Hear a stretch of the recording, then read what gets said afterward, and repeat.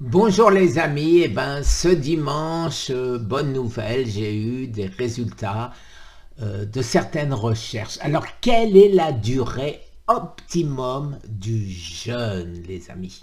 Alors, Walter Longo, professeur donc à Los Angeles, nous dit qu'un jeûne de 72 heures, les amis, suffit à faire un reset du système immunitaire.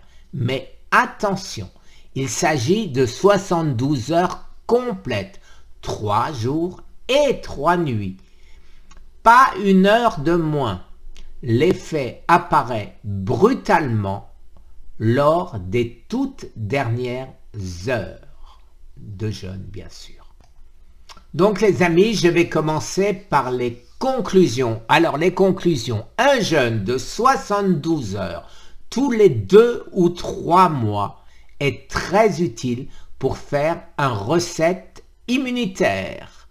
Le jeûne intermittent, 24/4 minimum, à OMAD est très utile pour renforcer l'effet du traitement Scott. Vous savez ce que c'est.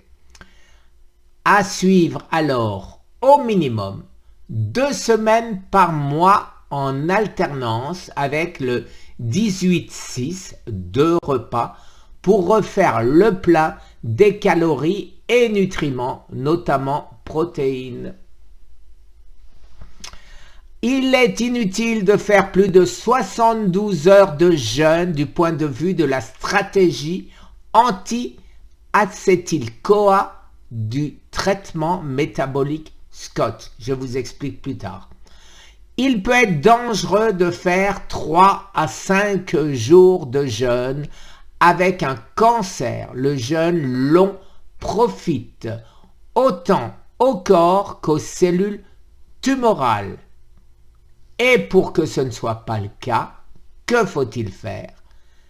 En cas de jeûne long, il est impératif, les amis, de suivre le traitement métabolique Scott, nos 5 essentiels. À ce moment-là, nous avons tout le bénéfice d'un jeûne prolongé, prolonged fasting. Et maintenant, je vais vous expliquer pourquoi. Alors là, je vais lire. Pendant un jeûne, le taux d'acétyl-CoA cellulaire atteint un minimum entre 20 et 36 heures, puis remonte ensuite progressivement. Production maximum à partir de 5 à 7 jours, d'où le besoin du traitement métabolique. Car la bêta-oxydation des acides gras et la cétolyse des cétones se mettent en route. Ce sont les 2 sources d'acétyl-CoA mitochondriales dans les tumeurs, de sorte qu'il y a très peu d'autophagie dans les cellules tumorales, celles-ci étant toujours alimentées. Et lorsque l'autophagie finit par se mettre en route, celle-ci fait office de nouveaux mécanismes et survit. Pour qu'il y ait apoptose, il faut sortir la cellule tumorale de l'homéostasie en perturbant l'autophagie artificiellement, soit en la bloquant, chloroquine, ça me dit quelque chose, soit en la stimulant, traitement Scott, certains médicaments comme le pimoside ou le Litostat, les amis. Alors, vous le savez, il y a toujours sur Internet les chercheurs, tout et son contraire.